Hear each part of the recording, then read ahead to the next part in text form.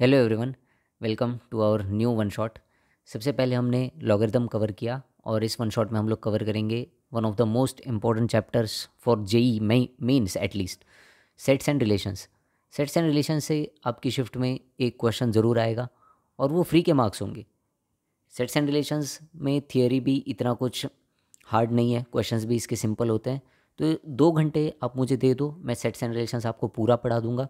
2-3 दिन तक इस चैप्टर की प्रैक्टिस कर लो और मैथ्स में आपके 4 मार्क्स पक्के हैं। सबसे पहले तो हम सेट्स देखेंगे, सेट्स की थियरी करेंगे, सेट्स के कुछ क्वेश्चंस करेंगे, फिर हम लोग रिलेशंस पे जाएंगे, रिलेशंस को कवर करेंगे।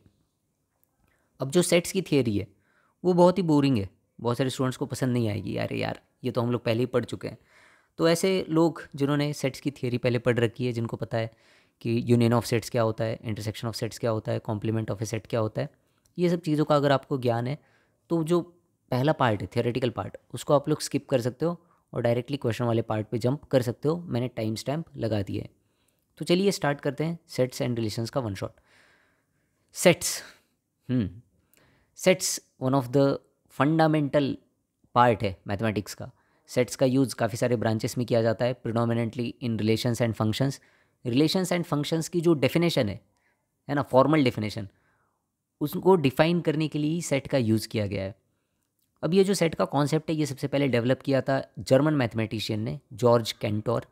और अगर मैं गलत नहीं हूँ तो जॉर्ज कैंटोर वही व्यक्ति है जिन्होंने सबसे पहले इन्फिनिटीज़ के बारे में कहा था कि इन्फिनिटीज़ भी अलग अलग तरह की होती है ना। नेचुरल नंबर्स की इन्फिनिटी अलग है और रैशनल नंबर्स की इन्फिनिटीज़ अलग है, इन्फिनिटीज़ में भी डिफरेंस होता है। ये सबसे पहले इन्होंने ही कहा था, अगर मैं गलत नहीं हूँ तो ये जो सेट का कॉन्सेप्ट है ये डेवलप किया था जॉर्ज कैंटोर ने, जब वो प्रॉब्लम्स ऑन ट्रिग्नोमेट्रिक सीरीज़ इन पे काम कर रहे थे। तो इस चैप्टर में हम लोग देखेंगे कि सेट्स क्या होते हैं, क्या क्या टाइप्स होते हैं सेट्स के, क्या क्या ऑपरेशन होते हैं सेट पे, सेट के फॉर्मूलाज क्या होते हैं, और फिर उसके बाद हम लोग क्वेश्चन पे चलेंगे। तो सबसे पहले सेट है क्या? तो set is a well defined collection of object. Object के एक वेल डिफाइंड कलेक्शन को कहते हैं सेट। इस वर्ड पे ध्यान देना, वेल डिफाइंड कलेक्शन। अगर मैं तुमसे पूछूं कि who are the best cricketers of India till now, तो आपके अलग अलग आंसर हो सकते हैं। कोई कहेगा कि सचिन तेंदुलकर, सबके लिस्ट में होंगे। कोई कहेगा कपिल देव, कोई कहेगा सुनील गावस्कर, कोई कहेगा राहुल द्रविड़, कोई कहेगा सौरव गांगुली, है ना। तो ये वेल डिफाइंड कलेक्शन है क्या? ये वेल डिफाइंड कलेक्शन नहीं है। इसमें अलग अलग ओपिनियंस है आप लोगों के, और अपने हिसाब से कलेक्शन बना रहे हो, अपने हिसाब से सेट बना रहे हो। तो ये सेट नहीं है। सेट क्या है? Well defined collection. तो अगर मैं कहूँगा कि what is the playing 11 of India against Australia in world cup final, तो वो क्या है? वेल डिफाइंड कलेक्शन है। 11 के 11 लोग सेम रहेंगे, किसी का ओपिनियन यहाँ पे मैटर नहीं करता। तो set is a well defined collection of object. First 20 national number, list of India's prime minister, list of India's president, तो ये सभी क्या है? वेल डिफाइंड कलेक्शंस है। तो सेट को रिप्रेजेंट करने के 2 मेथड्स है। इस कलेक्शन को रिप्रेजेंट करने के 2 मेथड्स है। पहला है रोस्टर मेथड और दूसरा है सेट बिल्डर मेथड। तो रोस्टर मेथड क्या है? ईजी मेथड है रोस्टर मेथड। जितने भी आपके सेट के एलिमेंट्स हैं उनको आप लोग इनलिस्ट कर देते हो कॉमाज के साथ। जैसे अगर मैंने पूछ लिया the set of all even positive integers less than 7, तो क्या होंगे? 2, 4, 6। तो सभी एलिमेंट्स को मैंने कॉमाज से डिफ्रेंशिएट करके लिख दिया। तो ये क्या है? रोस्टर फॉर्म, जहाँ पे हम लोग एलिमेंट्स को लिस्ट करते हैं। दूसरा भी एक फॉर्म है जहाँ से सेट को रिप्रेजेंट किया जाता है, that is set builder form. Set builder form में हम लिस्ट नहीं करते एलिमेंट्स को, बल्कि हम एलिमेंट्स की प्रॉपर्टीज़ लिखते हैं। कैसे? देखो, लेट से मेरे पास एक सेट है AEIOU। एवरी वन नोज़ कि ये इंग्लिश के वॉवेल्स का सेट है, सही है। तो इस सेट को अगर मैं सेट बिल्डर फॉर्म में लिखूँगा तो कैसे आएगा? देखो, V is equal to X such that X is a vowel in English alphabet. तो यहाँ पे मैंने एलिमेंट्स को लिस्ट नहीं किया, मैंने क्या किया? उन एलिमेंट्स की प्रॉपर्टीज़ लिखी। तो सेट को रिप्रेजेंट करने के 2 मेथड्स हैं। एक तो रोस्टर फॉर्म, आप एलिमेंट्स को लिस्ट कर दो। दूसरा है सेट बिल्डर फॉर्म, जहाँ पे आप एलिमेंट्स को लिस्ट ना करो, आप एलिमेंट्स की प्रॉपर्टीज़ लिखो।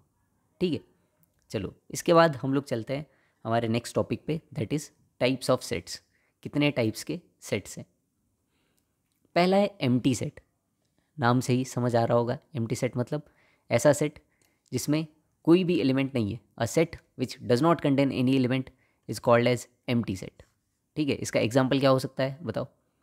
इसका एग्जाम्पल, एम्प्टी सेट का example, international matches played by good international innings played by Aakash Chopra.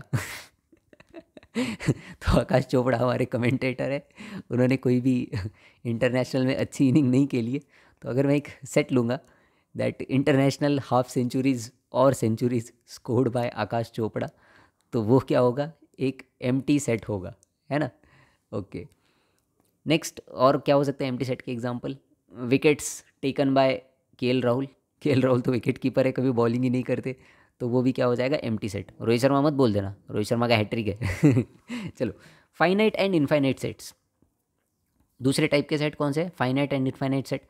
तो एक ऐसा सेट जिसमें फाइनाइट नंबर ऑफ एलिमेंट्स हो, जिनके एलिमेंट्स हम लोग काउंट कर सकते हो, is known as finite set. Okay, जैसे list of prime minister of India, है ना, कितने प्राइम मिनिस्टर हुए हैं वो हम लोग काउंट कर सकते हैं, फाइनाइट सेट है। वहीं पे अगर मैं बोल दूँ नेचुरल नंबर्स का सेट, तो इनफाइनाइट सेट है, क्योंकि नेचुरल नंबर्स को काउंट नहीं किया जा सकता, नेचुरल नंबर्स इनफाइनाइट है नंबर में। नेक्स्ट सेट कौन सा है अपना, इक्वल सेट्स। इक्वल सेट्स, यहाँ पे ध्यान देना, ये बहुत ही इंपॉर्टेंट टाइप के सेट्स है। तो इक्वल सेट्स के लिए दो कंडीशन होती है। अगर मेरे पास दो सेट्स है ए एंड बी, तो मैं कब उनको इक्वल कह सकता हूँ, एक तो number of elements in A should be equal to number of elements in B, ये होना चाहिए। और every element must be same, हर एक एलिमेंट क्या होना चाहिए, दोनों सेट का सेम होना चाहिए। मतलब अगर इसमें कोई एलिमेंट है ए में, तो वो एलिमेंट बी में भी एग्जिस्ट करना चाहिए, तब हम दो सेट को क्या कह सकते हैं, इक्वल सेट कह सकते हैं। ऑर्डर मैटर नहीं करता, अगर मैंने लिख दिया 1 2 3 4 5 और दूसरे सेट में मैंने लिख दिया 5 4 3 2 1, तो भी वो इक्वल सेट ही है। ऑर्डर मैटर नहीं करता, मैटर क्या करता है कि दोनों के एलिमेंट्स सेम होने चाहिए और नंबर ऑफ एलिमेंट्स भी दोनों में सेम होनी चाहिए। ठीक है, नेक्स्ट सबसेट्स। सबसेट एक इम्पॉर्टेंट क्लास है सेट में।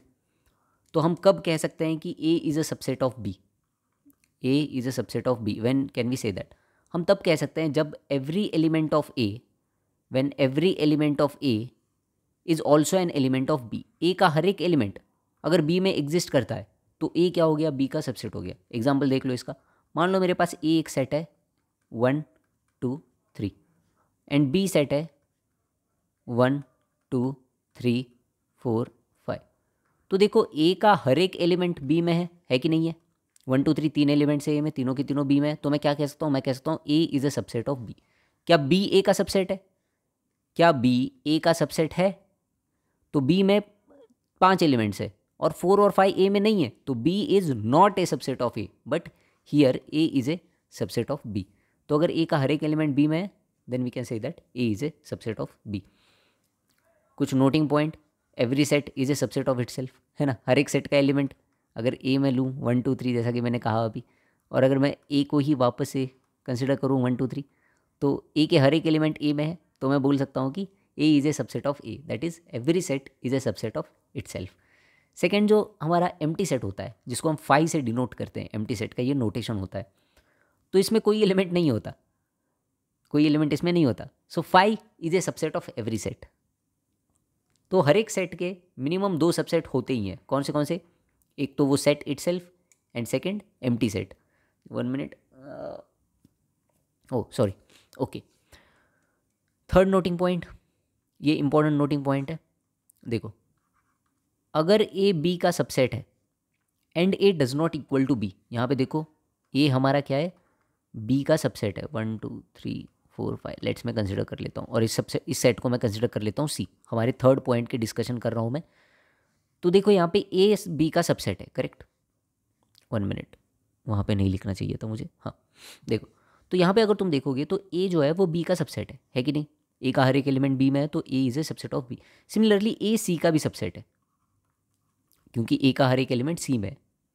बट तुम अगर देखोगे ए बी के इक्वल नहीं है, बट ए और सी दोनों क्या है, इक्वल है, every set is a subset of itself type हो गया ये।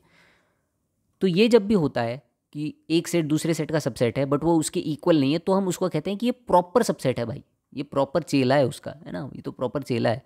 बी अपना गुरु है, ये अपना चेला है, ये क्या है अपना, ये गुरु है और ये चेला है, ठीक है, ये प्रॉपर सबसेट है इसका। बट ए सी का भी सबसेट है, बट दोनों के दोनों सेट इक्वल है, तो ये क्या हो गए, इम्प्रॉपर सबसेट, है ना, कोई गुरु नहीं है, कोई चेला नहीं है, दोनों के दोनों चेले हैं एक दूसरे के, ठीक है। C is a subset of A is a subset of C, तो दिस इज़ प्रॉपर सबसेट जब एक सेट दूसरे का सबसेट हो और दोनों इक्वल ना हो, and this is improper subset, है ना। कुछ लोगों को बोरिंग लग रहा होगा theoretical part, just beer with me for next 15 minutes. उसके बाद हम लोग क्वेश्चन पे जंप करेंगे तो आपको बहुत ज़्यादा अच्छा लगेगा। अगर आपने थियोरी पढ़ लिया है तो आप डायरेक्टली क्वेश्चन पे जा सकते हो।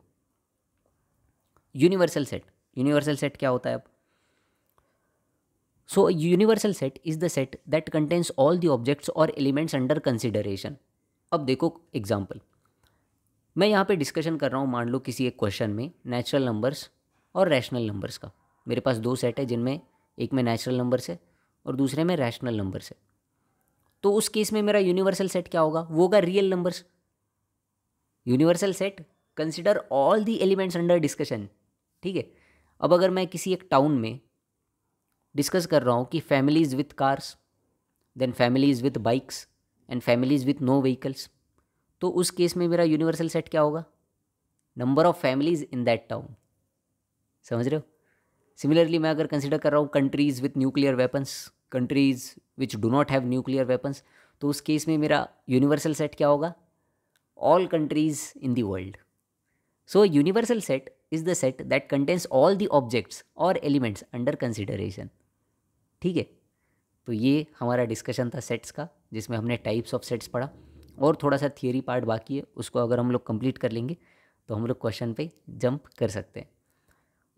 उस पे जाने से पहले एक इम्पॉर्टेंट, सबसे इम्पॉर्टेंट जो पोर्शन है सेट्स का, दैट इज़ वेन डायग्राम्स। तो जॉन वेन एक मैथमेटिशियन थे जो हम लोग की तरह ही सेट से परेशान थे कि भाई सेट्स को डिफ़ाइन करो, करली ब्रेसेस में लिखो, एलिमेंट्स को लिस्ट करो या एलिमेंट्स की प्रॉपर्टीज़ लिखो। ये कुछ मेरे को जच नहीं रहा है, ये मेरे को जम नहीं, बहुत कॉम्प्लेक्स चीज़ है ये समझने के लिए। तो वेन भाई साहब आए और वेन भाई साहब ने कहा कि ये सब छोड़ दो, ठीक है, मैं तुमको एक बहुत ही अच्छा मेथड बताता हूँ जिससे तुम सेट्स को रिप्रेजेंट कर सकते हो। और इतना अच्छा मेथड बताता हूँ ना कि तुम लोग सेट्स के बारे में भूल ही जाओगे, तुम बस ये ही वेन डायग्राम्स ही यूज़ करने लग जाओगे। तो जॉन वेन भाई साहब ने हमें एक ऐसा मेथड दिया जिससे हम लोग सेट्स को रिप्रेजेंट कर सकते हैं, and that method is known as Venn diagrams. तो वेन डायग्राम्स में जो हमारा यूनिवर्सल सेट है that is represented by square, और बाकी जो हमारे सेट्स है under consideration that are represented by circles. तो देखो यहाँ पे मेरे दो सेट्स है, A that is 2 4 6 8 10 and universal set 1 to 10, तो उनको मैंने वेन डायग्राम्स में रिप्रेजेंट किया हुआ है। ये सब लोग आप लोगों ने पढ़ा ही होगा, बस मैं एक बार आप लोगों के लिए रिवाइज कर रहा हूँ ये सभी चीज़ें। सो वेन भाई साहब ने बहुत ज़्यादा हेल्प करी अपनी, थैंक्स टू वेन भाई साहब, सब लोग चैट में लिख दो ठीक है। अब देखते हैं ऑपरेशन ऑन सेट्स। सेट्स पे हम क्या क्या डिफरेंट ऑपरेशंस कर सकते हैं। सबसे पहला है union of two sets. Union क्या है? If you have two sets A and B, तो यूनियन ऑफ सेट्स मतलब all the elements that of A of B and the common elements, A B और उनके कॉमन एलिमेंट्स सभी को मिला के क्या कहा जाता है? Union of two sets. तो देखो एक एग्जांपल है मेरे पास ए और बी, और मुझे यहाँ पे ए यूनियन बी लिखना है, तो ए यूनियन बी क्या होगा? All elements which are either in A और इन बी। तो 2 4 6 8 10 and 12, this is A union B. और वेन डायग्राम में इसको रिप्रेजेंट कैसे किया जाता है? This is your A, this is your B, then this whole thing is A union B. कुछ प्रॉपर्टीज़ है यूनियन ऑफ टू सेट्स की, इन प्रॉपर्टीज़ को वेन डायग्राम से इजीली देखा जा सकता है। A union B is equal to B union A, same है दोनों। A union B union C equal to associative law, matter नहीं करता तुम ब्रैकेट कहाँ पे लगा रहे हो। A union phi, empty set के साथ अगर किसी सेट का यूनियन कर रहे हो तो वही सेट तुम्हें मिलेगा क्योंकि एम्प्टी सेट में कोई एलिमेंट नहीं होता। ए यूनियन ए ही होगा universal union A, all elements which are either in universal set और इन ए सेट। अब क्योंकि ए जो है वो यूनिवर्सल सेट का सबसेट है, तो यू यूनियन ए क्या होगा? यू ही होगा यार, ठीक है। So these are the some basic properties of union. Next है हमारा इंटरसेक्शन ऑफ सेट्स। यूनियन हमें बताता था ऐसे elements which are either in A और in B, that is union. अब नेक्स्ट है हमारा इंटरसेक्शन। इंटरसेक्शन क्या देता है हमें? Common elements in A and B, intersection. तो यहाँ पे देखो ए और बी दो सेट्स है, ए में एलिमेंट्स है 1 to 10, बी में एलिमेंट्स है 2 3 5 7। तो इन दोनों का अगर मैं इंटरसेक्शन कर रहा हूँ तो मैं ऐसे एलिमेंट्स फाइंड कर रहा हूँ जो दोनों में हो, जो ए में भी हो और जो बी में भी हो। तो कौन से ऐसे एलिमेंट्स है भाई? 2 2, दोनों में 3 3 दोनों में, 5 5 दोनों में, 7 7 दोनों में। तो ये क्या हो जाएगा, A intersection B। This is the second operation on set, intersection. ये कुछ प्रॉपर्टीज़ है इंटरसेक्शन की, आप लोग इन्हें देख सकते हो और इजीली वेन डायग्राम से इसको प्रूव भी कर सकते हो। ठीक है, मुझे शायद ये पढ़ाने की ज़रूरत नहीं है। तीसरा है difference of sets. Difference of sets ये बहुत ही इंपॉर्टेंट चीज़ है। देखो, डिफरेंस ऑफ सेट्स को रिप्रेजेंट किया जाता है A माइनस B से, और इसका मीनिंग क्या होता है, all elements in A which are not in B। A में तो है बट B में नहीं है, तो वेन डायग्राम से इसका रिप्रेजेंटेशन कैसे हो जाएगा, देखो A में तो है, A में तो है पर B में नहीं है, तो ऐसे एलिमेंट्स। यहीं पे अगर मैं लिख दूं B माइनस A, तो इसका मीनिंग क्या होगा, all elements which are in B but not in A। B में तो है बट A में नहीं है, so this is B minus A। समझ रहे हो, डिफरेंस ऑफ टू सेट्स। ठीक है, अब एक यहाँ पे फॉर्मूला भी आ जाता है, जो फॉर्मूला बताना ज़रूरी है। यहाँ पे मैं फॉर्मूला बता देता हूँ A माइनस B का। देखो, और तुम्हें फाइंड करना है A माइनस B क्या होगा, तो क्या होगा, पूरा का पूरा A सेट कंसिडर करो पहले, N ऑफ A देख रहे हो यहाँ पे, और इसमें से तुम्हें माइनस करना पड़ेगा क्या, इंटरसेक्शन वाला पोर्शन। वेन डायग्राम से देखना कितना आसान हो गया। देखो, पूरा मैंने A सेट कंसिडर किया, उसमें से अगर मैंने इंटरसेक्शन वाला पोर्शन हटा दिया तो मुझे क्या मिल जाएगा, A माइनस B मिल जाएगा। सिमिलरली अगर तुम्हें फाइंड करना है B minus A, B minus A, तो B माइनस A कौन सा पोर्शन है भाई, B माइनस A तो मेरा ये वाला पोर्शन है। ठीक है, इस पोर्शन को मैं कैसे लिख सकता हूँ, पहले मैं पूरा B का पोर्शन लूँगा और उसमें से मैं माइनस कर दूंगा A इंटरसेक्शन B। तो वेन डायग्राम से तुम्हें जो कैलकुलेट करना है, A माइनस B कैलकुलेट करना हो, A इंटरसेक्शन B कैलकुलेट करना हो, A intersection B union C calculate करना हो, कुछ भी तुम कैलकुलेट कर सकते हो। This is the power of Venn diagrams. ठीक है, चलो next, complement of A set. तो let U be an universal set, U हमारा एक यूनिवर्सल सेट है और A कोई तो एक उसका सबसेट है। तो कॉम्प्लीमेंट ऑफ ए सेट क्या होता है, all the elements which are not in A, जो A में नहीं है ऐसे एलिमेंट्स को कहते हैं कॉम्प्लीमेंट। ठीक है, तो ये हमारा A है, जो A में नहीं है ये बाकी के सभी, दिस इज कॉम्प्लीमेंट। तो एक एग्जांपल भी मैंने यहाँ पे दिया हुआ है कि अगर यूनिवर्सल सेट 1 to 10 है और A कोई सेट है 1 3 5 7 9, तो A कॉम्प्लीमेंट क्या होगा, 2 4 6 8 10, ऐसे एलिमेंट्स जो A में नहीं है। एक और प्रॉपर्टी यहाँ पे काफ़ी यूजफुल हो जाती है, दैट इज़ A के एलिमेंट्स प्लस A कॉम्प्लीमेंट के elements will always be equal to the universal set elements, है ना। करेक्ट है। चलो, some properties of complement set यहाँ पे दी हुई है, इजी इजी प्रॉपर्टी है। A कॉम्प्लीमेंट करोगे तो तुम्हें क्या मिलेगा, A को छोड़ के बाकी का पोर्शन मिलेगा, है ना। और अगर उसका फिर से कॉम्प्लीमेंट करोगे तो बाकी ये पोर्शन छोड़ के फिर से A मिल जाएगा। तो वेन डायग्राम से ये सभी प्रॉपर्टीज़ को प्रूव करना ईजी है। देखो, ये प्रॉपर्टी मैंने अभी तुम्हें बताई थी, A union A complement, that is U। अगर A इंटरसेक्शन A कॉम्प्लीमेंट करोगे तो कोई भी कॉमन नहीं है यार, A हमारा ये है, A कॉम्प्लीमेंट बचा हुआ पार्ट है, दोनों में कुछ कॉमन है क्या, नहीं है, तो A इंटरसेक्शन A कॉम्प्लीमेंट क्या होगा, 5। तो ये सभी प्रॉपर्टीज़ है जो वेन डायग्राम से इजीली प्रूव हो सकती है। इनको एक बार देख लो, नज़र मार लो इन पे, काफ़ी है। ठीक है, नेक्स्ट, सबसे इम्पॉर्टेंट पार्ट इस चैप्टर में, इससे ज़्यादा इम्पोर्टेंट कुछ नहीं है। अब तक जो हमने पढ़ा वो तो हलवा था, है ना, वो तो प्री प्रिपरेशन था, प्री रिक्विजिट था। इस चैप्टर में अगर कहीं से क्वेश्चन आएंगे तो वो आएंगे इस टॉपिक से, सेट थियरी के फॉर्मूलाज। 3 ही फॉर्मूलाज मैं तुम्हें बताऊंगा और इन 3 फॉर्मूले से ही मैक्सिमम क्वेश्चन बनते हैं। पहला तो A यूनियन B, अगर तुम्हें नंबर ऑफ एलिमेंट्स कैलकुलेट करने हैं A यूनियन B में, that is number of elements in A plus number of elements in B minus number of elements in A intersection B। ये formula कैसे derive हुआ वो भी मैं बताता हूँ। देखो, A यूनियन B मतलब क्या है, ये पूरा पोर्शन, करेक्ट है। हमने देखा यूनियन ऑफ टू सेट्स क्या होता है, N of A union B। तो अगर मुझे ये पूरा पोर्शन कैलकुलेट करना है तो मैं क्या कर रहा हूँ, पहले ये कैलकुलेट ले लेता हूँ, N ऑफ A ले लेता हूँ, A में जितने भी एलिमेंट्स हैं, फिर मैं करता हूँ B में जितने एलिमेंट्स हैं।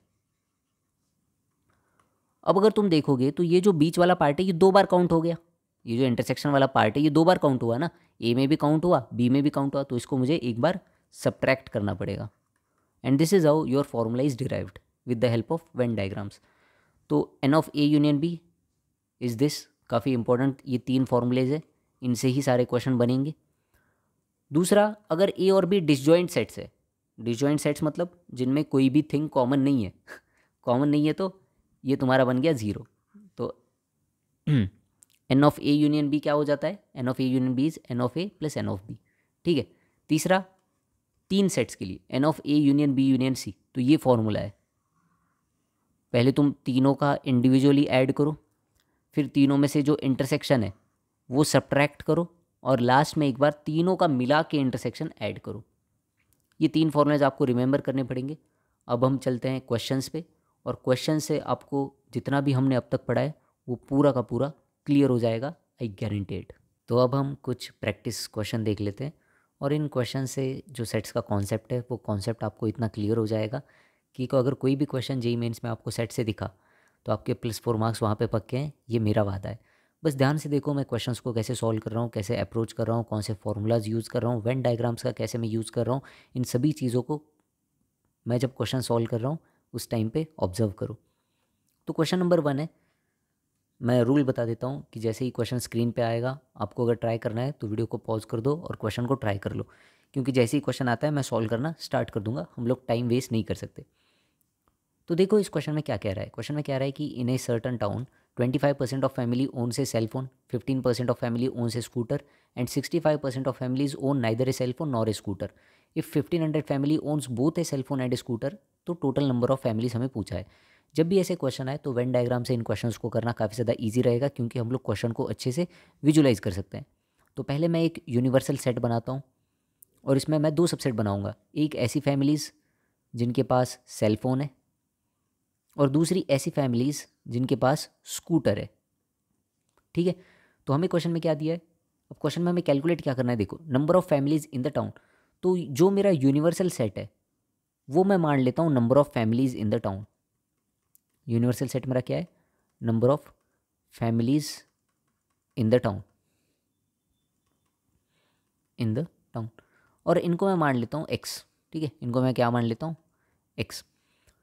तो 25% फैमिलीज़ के पास सेल फोन है, तो सेल फोन वाली फैमिलीज़ कितनी हो गई, 25x/100 है ना। सेल फोन वाली फैमिलीज़ कितनी है, 25x/100 number of families with cell phone. Number of families with scooter कितनी है, 15%, so number of families with scooter is 15x/100। जिनके पास दोनों नहीं है, स्कूटर भी नहीं है और सेल फोन भी नहीं है, ऐसी कितनी है, 65%, सो 65x/100 ये हो गया मेरा रिमेनिंग पार्ट, है ना। ये जो मैंने मार्क किया है वो वाला पार्ट। अब हमें क्या दिया है, और 1500 फैमिली के पास दोनों है, सेल फोन भी है स्कूटर भी है, तो ये जो बीच वाला पार्ट है शेडेड रीजन, शेडेड रीजन, ये शेडेड रीजन कितना है, 1500, और हमें कैलकुलेट करना है एक्स का वैल्यू। अब आप लोग क्वेश्चन को अच्छे से विजुलाइज कर पा रहे होंगे, तो मैं क्या करूँगा, मैं सभी को ऐड कर दूंगा और इक्वल टू एक्स पुट करूँगा, क्योंकि जो मेरा यूनिवर्सल सेट है that is equal to x. तो सबसे पहले हम बाहर वाला पार्ट ऐड करते हैं, 65x/100। ठीक है। उसके बाद ये अंडर वाला जो सर्कल वाला पार्ट है वो हमें ऐड करना है। तो number of families with car कितनी है, 25x/100। Number of families with scooter कितनी है, 15x/100। बट इस प्रोसेस में क्या हुआ, इस प्रोसेस में ये जो बीच वाला पार्ट है ये 2 बार ऐड हो गया, ये कार में भी ऐड हो गया, ये स्कूटर में भी ऐड हो गया, तो एक बार इसको सब्ट्रैक्ट करना पड़ेगा। तो मुझे करना पड़ेगा यहाँ पे -1500, and that will be equal to x. तो यहाँ पे मैंने कौन सा फॉर्मूला यूज़ किया है, ये वाला। तो यहाँ पे मैंने फॉर्मूला यूज़ किया है एन ऑफ, ठीक है। तो यहाँ पे मैंने कौन सा फॉर्मूला यूज़ किया है, यहाँ पे मैंने फॉर्मूला यूज़ किया है n of C union S, number of families with cellphone and scooter, n of C plus n of S minus n of C intersection S. ठीक है। और इसको इजीली सॉल्व करो, तुम्हें मिल जाएगा नंबर ऑफ फैमिलीज़। तो अगर मैं इनको ऐड करूँगा तो 25 और 15 35, 35 और 65 कितना होगा, 100 हो गया क्या डायरेक्टली। ऐड करो इनको, 25 और 15 40, 40 और 65 105x/100 minus x equal to आएगा 1500। तो यहाँ से 5x/100 इक्वल होगा 1500 के, और इजीली अगर मैं यहाँ पे x कैलकुलेट करूँगा so 30,000, 30,000 is the correct answer. Number of families कितनी है, 30,000। ऑप्शन में है क्या, बिल्कुल है, C option is the correct answer, C option. तो ये जो सभी क्वेश्चन है ये NTA अभ्यास के क्वेश्चन है, और ये जेईई मेंस के लेवल के क्वेश्चन है ना। जेईई मेंस में ऐसे ही क्वेश्चन आते हैं।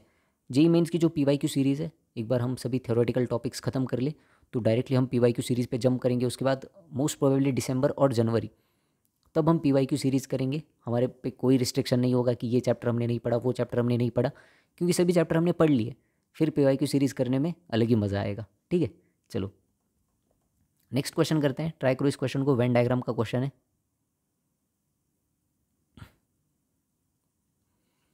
हमसे क्या पूछा है कि शेडेड रीजन क्या रिप्रेजेंट करता है। यहाँ पे जो शेडेड रीजन है वो क्या रिप्रेजेंट कर रहा है, ये हमसे पूछा है। देखो क्या रिप्रेजेंट कर रहा है शेडेड रीजन। तो शेडेड रीजन में, शेडेड रीजन पहले तो ए में आ रहा है, ये ए, ये जो पोर्शन है ए इसमें है ना। बताओ क्या है, क्या फर्स्ट ऑप्शन है A union B, A intersection B union C. A intersection B union C क्या होगा बताओ। पहले तो ए मेरा ये वाला पार्ट होगा, करेक्ट है। ए मेरा ये जो पूरा पार्ट है ये होगा। बी यूनियन सी क्या होगा, बी यूनियन सी मतलब ये पार्ट और ये पार्ट। क्या ये मेरा शेडेड रीजन है? नहीं, इन दोनों का इंटरसेक्शन अगर मैं लूँगा तो अनशेडेड पार्ट मुझे मिल जाएगा, जो कि मुझे नहीं चाहिए। तो फर्स्ट वाला ऑप्शन तो इनकरेक्ट है। बी ऑप्शन देख लो, A union B intersection C, A के साथ बी इंटरसेक्शन सी का यूनियन। तो ए मेरा ये है पूरा, और बी इंटरसेक्शन सी क्या है, बी और सी है ना, बी और सी ये, तो इनका यूनियन मतलब ये पोर्शन आ जाएगा पूरा। यूनियन कर रहे हैं ना हम लोग, तो दोनों में जितने भी एलिमेंट्स हैं सबको कंसिडर करना पड़ेगा। तो ये तो मेरा नहीं है भाई शेडेड रीजन, मतलब बी, सेकंड ऑप्शन भी इनकरेक्ट है। थर्ड ऑप्शन देखो, A intersection B minus C. B minus C मतलब ऐसे एलिमेंट्स जो बी में है पर सी में नहीं है। तो ये आगे ये क्या होगा, ये होगा बी माइनस सी, और ए के साथ इसका इंटरसेक्शन, और ए के साथ अगर मैंने इंटरसेक्शन किया दोनों का तो ये वाला पार्ट आ जाएगा जो कि हमारा शेडेड रीजन नहीं है। तो करेक्ट आंसर क्या होगा, डी। और देख भी सकते हो तुम, डी क्या है, ए माइनस बी इंटरसेक्शन सी। तो ए ये पूरा आ गया ए, और इसमें से बी इंटरसेक्शन सी को निकाल दो, सॉरी बी यूनियन सी को निकाल दो। बी यूनियन सी को निकाल दो मतलब ये रीजन और ये रीजन, इनको निकाल दो, तो बचा हुआ रीजन क्या होगा हमारा, शेडेड रीजन होगा। समझ में आ रहा है वेन डायग्राम से। तो वेन डायग्राम से इन क्वेश्चन को करना काफ़ी ज़्यादा ईजी है। तो आंसर होगा इसका D, that is A minus B union C. चलो नेक्स्ट क्वेश्चन करते हैं। अच्छा क्वेश्चन नहीं है, हमसे पूछा है number of elements in the set A comma B. ये दो, यहाँ पे जो इस सेट में जो एक एलिमेंट है वो दो नंबर्स को कंटेन करता है। ठीक है, ऐसा सेट है जिनमें दो दो एलिमेंट है, दो दो नंबर्स हैं एक एलिमेंट में। तो हमें फाइंड करना है एक ऐसा सेट ए कॉमा बी का जहाँ पे ए स्क्वायर प्लस बी स्क्वायर क्या हो, 50, और ए और बी इंटीजर्स हो। तो मुझे बताओ A square plus B square equal to 50 कब होगा, कब होगा? तभी हो सकता है जब एक तो मेरा सेट है +-1 और +-7 का, करेक्ट है ना, और दूसरा मेरा सेट है +-5 और +-5 का। और कोई दो ऐसे नंबर्स हैं क्या जिनका स्क्वायर ऐड करने से 50 आया? नहीं। ए को अगर मैंने 2 मान लिया तो ऐसा कोई बी नंबर नहीं है जिसका स्क्वायर 46 हो। ए को अगर मैंने 3 मान लिया तो ऐसा कोई नंबर नहीं है जिसका स्क्वायर 41 हो। ए को अगर मैंने 4 मान लिया तो ऐसा कोई नंबर नहीं है जिसका स्क्वायर 34 हो। मतलब इन चारों में ही जो बात हो रही है वो हो रही है। अब अगर देखो यहाँ पे देखो, ए को मैंने 1 मान लिया तो बी क्या आएगा, +-7, +7 और -7 है ना। यहाँ से मुझे कितने मिले, दो कॉम्बिनेशन मिल गए। ए को अगर मैंने -1 मान लिया तो बी क्या हो सकता है, +7 -7, यहाँ से भी मुझे दो कॉम्बिनेशन मिल गए। सिमिलरली ए को मैं मान सकता हूँ +7 अगर मैंने मान लिया तो बी क्या आएगा, +1 -1, यहाँ से और दो कॉम्बिनेशन मिल गए। और ए को मैं -7 भी ले सकता हूँ। ए को अगर मैं -7 लूँगा तो बी क्या हो सकता है, +1 भी हो सकता है, -1 भी हो सकता है। तो हमारी कंडीशन ट्रू है, तो यहाँ से भी दो कॉम्बिनेशन आ गए। तो टोटल ये जो मेरा 1 और 7 वाला केस है, यहाँ से मुझे कितने कॉम्बिनेशन मिले, 8 कॉम्बिनेशन। ए और बी के कितने कॉम्बिनेशन मिले, 8। यहाँ से देखते हैं, तो अगर ए को मैं 5 मानता हूँ तो बी क्या हो सकता है, +5 भी हो सकता है, -5 भी हो सकता है ना। कंडीशन हमारी करेक्ट होल्ड कर रही है। ए अगर -5 है तो बी क्या हो सकता है, +5 भी हो सकता है, -5 भी हो सकता है। तो यहाँ से दो, यहाँ से दो, कितने मिले टोटल मुझे, 4 यहाँ पे मिले। और कोई है पॉसिबिलिटी, है ना। सभी पॉसिबिलिटीज हमने कवर कर ली, तो टोटल कितने मिल जाएंगे हमें नंबर ऑफ एलिमेंट्स। आंसर क्या होगा फिर, 12। 8 और 4 12, आंसर क्या आएगा, 12। इजी क्वेश्चन है। चलो नेक्स्ट क्वेश्चन पे चलते हैं। ये क्वेश्चन को ट्राई करो। देखो यहाँ पे क्या कह रहा है, A equal to the set of all x belongs to real number such that mod of x is less than 2। तो पहले ए सेट हम लोग कैलकुलेट कर लेते हैं, क्योंकि हमें A minus B, A union B, A intersection B, ये सभी चाहिए। तो अगर ए और बी सेट मैंने इंडिपेंडेंटली कैलकुलेट कर दिए तो बाकी का कैलकुलेशन करना मेरे लिए बहुत ज़्यादा ईजी होगा। तो ए मेरा ऐसा सेट है, x belongs to real number, सभी रियल नंबर्स का सेट जिनका मॉड लेस देन 2 हो, mod of x less than 2। और तुम्हें पता होना चाहिए जब भी हम मॉड को हटाते हैं तो प्लस माइनस साइन उसमें आ जाता है। Mod of x less than 2 इसका मतलब क्या है कि x is in between -2 to 2, क्योंकि -2 से लेकर 2 के बीच में जितने भी नंबर्स हैं उन सबका मॉड लेस देन 2 है। तो मेरा ए जो सेट है वो क्या बन जाएगा, ए सेट इज़ -2 to 2। इस तरीके से मैं इसको लिख दूँ, इंटरवल है ये जो मेरा सेट है इट्स एन इंटरवल, ठीक है।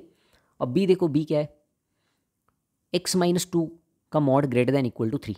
ओके, तो x-2 का mod greater than equal to 3, इसका मतलब क्या है कि x-2 ग्रेटर देन और इक्वल टू 3 और x-2 less than equal to 3, correct है। तो यहाँ से क्या मिलेगा मुझे, x greater than equal to 5 और x लेस देन और इक्वल टू 5, नहीं -3 आएगा ना, -3, x लेस देन और इक्वल टू -1। तो x कहाँ से कहाँ बिलोंग करेगा, x बिलोंग करेगा -∞ से लेके 1 तक, यूनियन 5 से लेके इन्फिनिटी। अब जो भी हमें चाहिए वो सब कैलकुलेट हो सकता है। सबसे पहले तो हमें चाहिए ए इंटरसेक्शन बी। इनको मैं नंबर लाइन पे एक बार प्लॉट कर दूँ क्या, नंबर लाइन पे अगर प्लॉट करूँगा तो और ज़्यादा हमें देखने में आसानी होगी। तो ए -2 से लेके 2 है, -2 से लेके 2, this is my A set. देखो ये मेरा ए सेट है। और जो बी सेट है वो क्या है, -∞ से लेके -1 होना चाहिए ना, यहाँ पे लेस देन और इक्वल टू -1 आया है ना। आई एम सॉरी गाइस, थोड़ा सा सिली मिस्टेक हो गई। तो -∞ से लेके -1 है। तो जो बी सेट होगा वो क्या होगा, -∞ से लेके -1, मतलब यहाँ तक है ना, ऐसे। और यूनियन 5 से लेके इन्फिनिटी, तो 5 यहाँ से है तो 5 से लेके आगे इन्फिनिटी तक। जब मैंने एक बार रीजन को शेड कर दिया ना तो ज़्यादा आसान होता है देखना, ज़्यादा आसान होता है। देखो कैसे, सबसे पहले पूछा मुझे ए इंटरसेक्शन बी,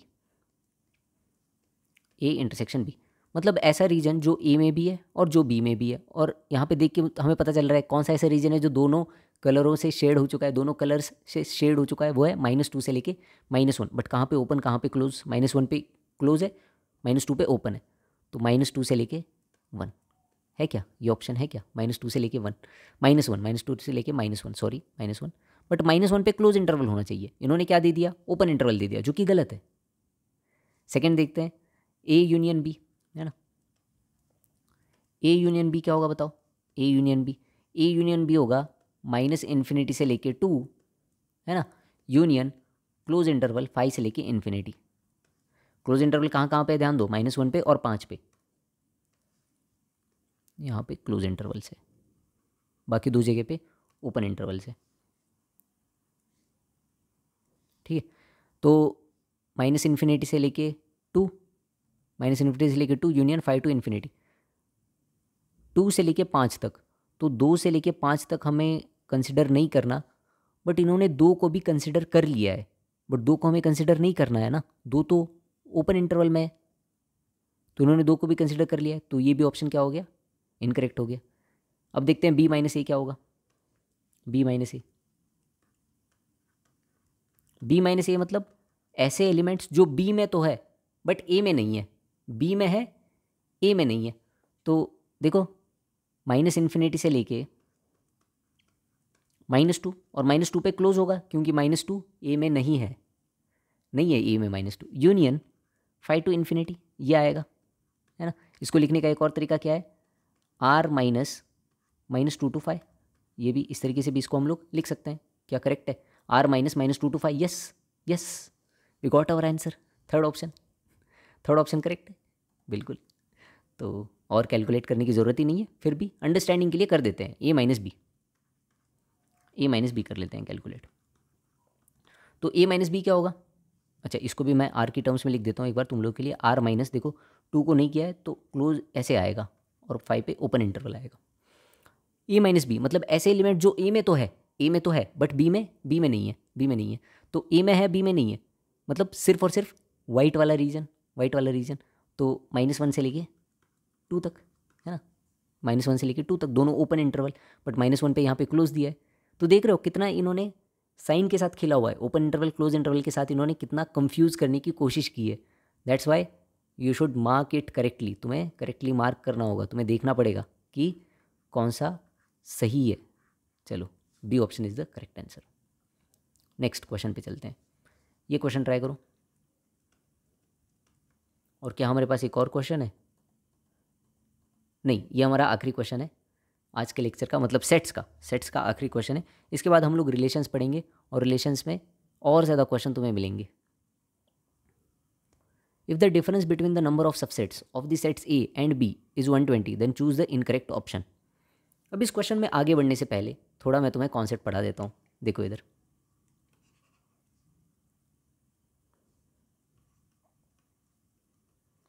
क्योंकि ये मैंने थ्योरेटिकल लेक्चर में नहीं बताया इसलिए यहाँ पे हम लोग देख लेते हैं।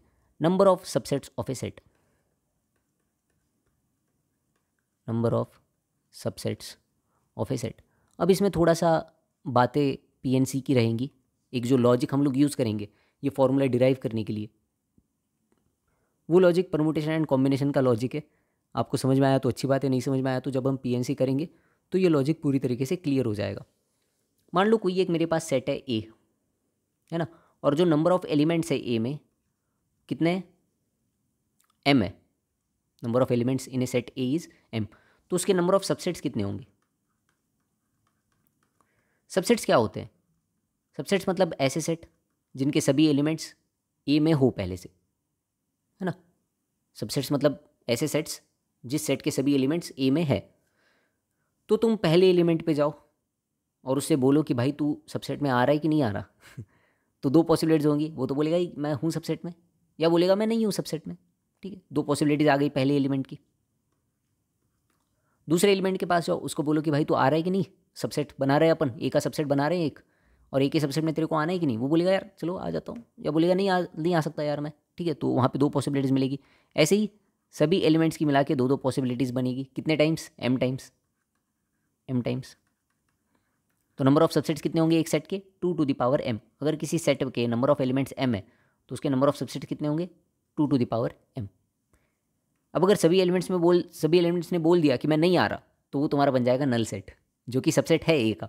सभी एलिमेंट्स ने बोल दिया कि मैं आ रहा हूँ, चलो सबसेट बनाते हैं ए का, तो वो हो गया तुम्हारा A set itself, and a set is a subset of itself. समझ रहे हो तुम ये लॉजिक? तो ये पीएनसी का लॉजिक है, जब हम पीएनसी पढ़ेंगे तो आपको समझ में आएगा। अभी के लिए आप लोग ध्यान में रख सकते हो कि number of subsets of A set कितने होते हैं? 2 to the power m if a set has m number of elements. अब इस क्वेश्चन को सॉल्व करते हैं। If the difference between the number of subsets of A and B is 120 then choose the incorrect option. A और B के subset में difference कितना है? 120। मैं मान लेता हूँ जो सेट ए के नंबर ऑफ एलिमेंट्स है वो m1 है, और सेट बी के नंबर ऑफ एलिमेंट्स कितने हैं? यहाँ पे लिखना नहीं चाहिए शायद, यहाँ पे लिखने से वो अलग ही डायरेक्शन में जा रहा है, थोड़ा नीचे लिख देता हूँ मैं। देखो, नंबर ऑफ ए जो सेट है उसके नंबर ऑफ एलिमेंट्स में m1 मान लेता हूँ, जो मेरा बी सेट है उसके नंबर ऑफ एलिमेंट्स में मान लेता हूँ m2। दोनों के सबसेट्स में कितना डिफरेंस है? 120। So 2 to the power m1 minus 2 to the power m2 equals to 120। अब यहाँ पे तुम्हें वैल्यू पुट करके ही देखना पड़ेगा, क्योंकि दो वेरिएबल से एक इक्वेशन है, कोई भी माइका लाल आ जाए इसको सॉल्व नहीं कर सकता, तो हमें वैल्यूज़ पुट करके ही देखना पड़ेगा। तो 128 और 8 दोनों का डिफरेंस 120 है, तो m1 7 हो सकता है और m2 3 हो सकता है। ये हमारी एक पॉसिबिलिटी है सिर्फ। ठीक है, अभी हम अंत तक नहीं पहुँचे हैं, अभी हमने कंक्लूजन नहीं निकाला है, बट एक पॉसिबिलिटी है कि m1 में 7 एलिमेंट्स हो, m2 में 3 हो। दूसरी और कोई पॉसिबिलिटी है बताओ? 256 माइनस कितना करना पड़ेगा? 256 146 नहीं हो सकता, 136 नहीं हो सकता, है ना। 512 माइनस समथिंग करने से क्या आ रहा है? 120। बट दोनों 2 की पावर्स होनी चाहिए ना। 512 माइनस नहीं आ रहा, मतलब फर्स्ट सेट में हमारे 7 एलिमेंट्स है, सेकंड सेट में हमारे 3 एलिमेंट्स है। अब क्या पूछा है क्वेश्चन में? Maximum value of A intersection B. A intersection B की मैक्सिमम वैल्यू कितनी हो सकती है? एक में 7 है, दूसरे में 3 है। ऐसा हो सकता है कि ये तीनों के तीनों एलिमेंट्स फर्स्ट सेट में एग्जिस्ट करते हो, तो मैक्सिमम वैल्यू कितनी हो सकती है? 3। करेक्ट ऑप्शन है, पहला स्टेटमेंट करेक्ट है, बिल्कुल करेक्ट है। Minimum value of A intersection B 0, correct है। मिनिमम वैल्यू मतलब ऐसा हो सकता है कि दोनों में कोई भी एलिमेंट कॉमन नहीं है, मिनिमम वैल्यू कितनी होगी, हमेशा minimum value A intersection B की जीरो ही होती है। इन दोनों सेट्स की बात मैं नहीं कर रहा, कोई भी दो सेट्स ले लो उनमें मिनिमम वैल्यू क्या होगी, ए इंटरसेक्शन बी की zero. Maximum value of A union B, okay पहले ये देख लेते हैं, minimum value of A union B, A union B की मिनिमम वैल्यू कितनी होगी, मिनिमम बोला है हाँ। तो ऐसा हो सकता है कि ये तीनों के तीनों एलिमेंट्स इस वाले सेट में है, मतलब मैं बोल रहा हूँ कि ए हमारा सेट है 1 2 3 4 5 6 7 है ना, और जो बी सेट है दैट इज़ 1 2 3। तो अगर मैं ए यूनियन बी करूँगा so that will be equal to A only. तो मिनिमम वैल्यू कितनी हो सकती है ए यूनियन बी की, 7, मतलब ये स्टेटमेंट भी करेक्ट है। मैक्सिमम वैल्यू कितनी हो सकती है, 10 हो सकती है, 7 और 3। ऐसा हो सकता है कि ए इंटरसेक्शन बी 0, इस वजह से तुम्हारी मैक्सिमम वैल्यू क्या हो जाए 10। तो जो थर्ड स्टेटमेंट है वो इनकरेक्ट दिया है, 21 दिया है यार, ये तो इनकरेक्ट है। तो हमारा आंसर क्या आएगा, सी। आंसर क्या होगा, सी। आ रहा है सबको समझ में। तो ये था सेट्स, और सेट्स के ऊपर कुछ अच्छे क्वेश्चन हमने किए। अब हम रिलेशंस पढ़ते हैं। रिलेशन पे ज़्यादा क्वेश्चन आते हैं, सेट से ज़्यादा इंपॉर्टेंट पोर्शन रिलेशन है। रिलेशन को पढ़ते हैं और उसके PYQs लगाते हैं, मज़ा आ जाएगा। रिलेशंस पढ़ने से पहले एक कॉन्सेप्ट हमें पढ़ना पड़ेगा, and that is Cartesian products of sets, क्योंकि जो रिलेशन की डेफिनेशन है वो इसी कॉन्सेप्ट से आती है। तो ये कॉन्सेप्ट पहले पढ़ना बहुत ही ज़्यादा ज़रूरी है। तो चलिए स्टार्ट करते हैं कार्टेशियन प्रोडक्ट्स ऑफ सेट्स। तो कार्टेशियन प्रोडक्ट्स ऑफ सेट्स की अंडरस्टैंडिंग देने के लिए मैं पहले एक एग्जाम्पल से स्टार्ट करता हूँ।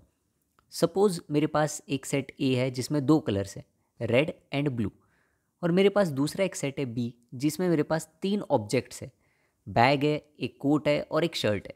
ठीक है, 2 सेट्स है, एक सेट में कलर्स है 2 और दूसरे सेट में 3 थिंग्स है।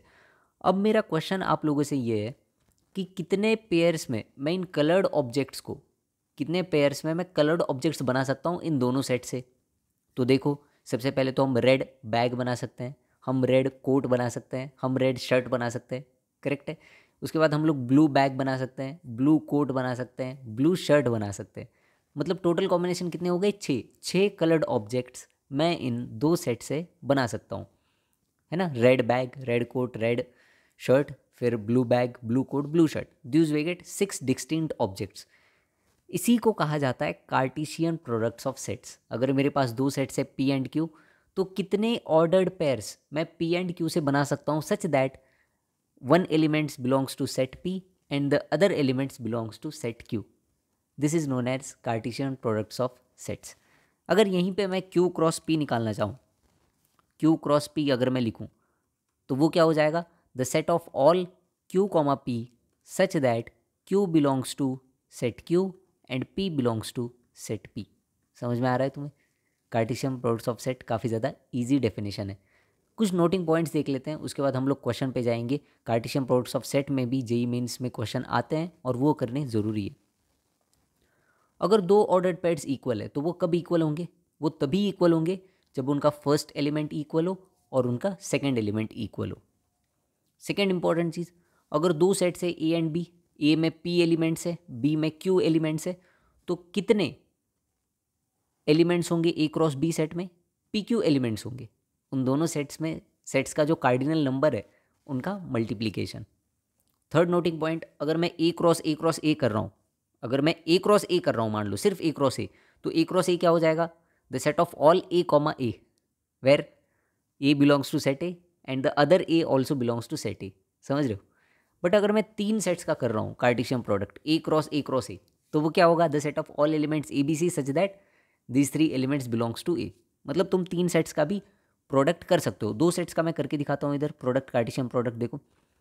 मान लो एक सेट ए है दैट इज़ 1,2 और दूसरा भी एक सेट ए है दैट इज़ 1,2। ठीक है, तो अगर मैं ए क्रॉस ए कर रहा हूँ तो ए क्रॉस ए क्या होगा, 1,1, 1,2, फिर 2,1 एंड 2,2। अगर मैं यहीं पे ए क्रॉस ए करूँगा, ए क्रॉस ए 3 बार करूँगा, तो 1,1,1, 1,1,2, फिर 2,1,2, ऐसे सभी एलिमेंट्स हमें कंसिडर करने पड़ेंगे जितने भी बनेंगे। और कितने बनेंगे, 2 × 2 × 2 8 बनेंगे। 8 नंबर ऑफ एलिमेंट्स होंगे ए क्रॉस ए में। समझ रहे हो, कार्टेशियन प्रोडक्ट्स ऑफ सेट काफ़ी ज़्यादा इजी कॉन्सेप्ट है। अब हम इस पर कुछ क्वेश्चन कर लेते हैं, प्रैक्टिस क्वेश्चन। ट्राई करो इस क्वेश्चन को। देखो क्वेश्चन में हमें एक सेट ए दिया है, सेट बी दिया है, सेट सी दिया है और हमें निकालना है ए क्रॉस बी इंटरसेक्शन सी। तो पहले तो मैं सेट ए फाइंड कर लेता हूँ, क्या होगा, the set of all x such that x square minus 5x plus 6 equal to 0। X square minus 5x plus 6 equal to 0 कौन से दो रूट्स है, 2,3। तो ए सेट में कौन से एलिमेंट्स होंगे, 2,3। बी सेट में कौन से एलिमेंट्स है, 2,4। और सी सेट में कौन से एलिमेंट्स है, 4,5। हमें क्या चाहिए, बी इंटरसेक्शन सी। तो बी इंटरसेक्शन सी भी यहाँ पे लिख लेते हैं। बी इंटरसेक्शन सी क्या होगा, 4, है ना। अब जो कैलकुलेट करना है वो तुम इजीली कर सकते हो। ए क्रॉस बी इंटरसेक्शन सी, ए क्रॉस बी इंटरसेक्शन सी। तो ए क्या है, 2,3 है, 2,3। इसका क्रॉस करना है हमें किसके साथ, बी इंटरसेक्शन सी के साथ, दैट इज 4 के साथ। तो क्या होगा, 2,4 एंड 3,4। ईजी था क्वेश्चन, बहुत ही ज़्यादा। 2,4 3,4, ये option is the correct answer. ठीक है, चलो नेक्स्ट क्वेश्चन पे चलते हैं। ये क्वेश्चन ट्राई करो। क्या कहा है क्वेश्चन में, ए और बी दो सेट्स हैं और number of elements in A cross B is 60। Number of elements in A cross B is 60 और number of elements in A कितने, 12 है। तो पहले तो number of element in B calculate कर लेते हैं। हमें पता है number of element in A cross B is number of elements in A into number of elements in B, है ना। So 60 equals to 12 into number of elements in B. तो number of elements in B कितने होंगे, 5। B में 5 elements है, ए में कितने elements है, 12। अब यहाँ से थोड़ा सा अच्छा हमारे पास स्टार्ट होता है। Number of element A 12, number of element in B 5। अब क्वेश्चन में हमसे क्या पूछा है, हमसे बोला है कि sum of maximum and minimum possible value of K where K is n of A intersection B.